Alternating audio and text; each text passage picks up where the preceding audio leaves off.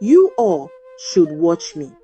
I will bend down and look through my legs at the market, and nothing will happen." Before anyone could stop her, Chinalu bent and spread her legs apart, and slowly, arrogantly, she looked and something made her freeze. A long time ago, in the village of Umueke, a quiet settlement nestled between dense forests and flowing rivers, life was simple yet filled with mysteries. The elders, revered for their wisdom, often warned the villagers about many things, but one rule stood above all: do not bend down and look through your legs in the market.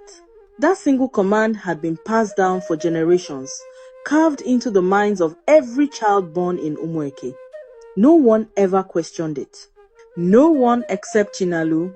Chinalu was the only child of Ozoemena and Nedi, a couple who had suffered for 5 long years in the shadow of barrenness. Before her, they had endured 6 heartbreaking stillbirths, 6 miscarriages, leaving them hopeless and broken. So when Chinalu was finally conceived, the village celebrated as if the gods themselves had descended upon Umueke with a blessing. Drums echoed through the night. Wine flowed like water. The elders declared that the gods had smiled upon the family. Because of this miracle, Ozoemena and Nedi pampered their daughter beyond measure. They feared even raising their voice at her, afraid the gods might take her back. But love, when blinded by fear, can grow into something dangerous. As the years passed, Chinalu grew into a proud and arrogant young woman. She refused to listen to anyone. She mocked the elders, laughed at the customs, and sneered at those who tried to correct her.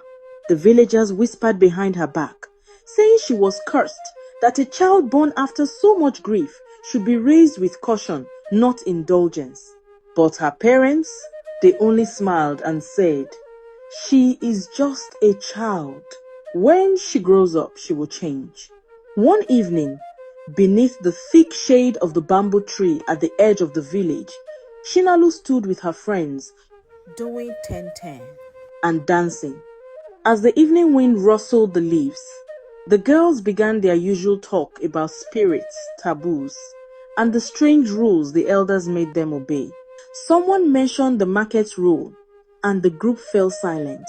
Nena, the oldest among them, whispered, "My mother said, if you ever bend down and look through your legs in the market, you will see what humans are not meant to see." Another girl shuddered, adding, "They say people who tried it never came back the same." Chinalu leaned back, smirking. She kicked a small stone and said, "Is that all it takes to scare you people? A silly rule about looking between your legs?" The others looked at her in disbelief. Nenena frowned. "Chinalu, the elders say it's dangerous for a reason. Why would you even want to try?" But Chinalu only laughed, the sound sharp and mocking. "The elders just want to keep us in line. They create fear to make us obey. Tomorrow, I will go to the market and prove that this so-called curse is nothing but an old woman's tale." Her friends shifted uneasily, exchanging worried glances. Chisom, the youngest, spoke up in a trembling voice. "Don't do it, Chinalu. What if something bad happens?" Chinalu's grin grew wider. "Something bad? What could possibly happen? You all can come and watch. I will bend down and look, and nothing will happen. I will not see any ghost or spirit. You'll see how foolish this whole thing is."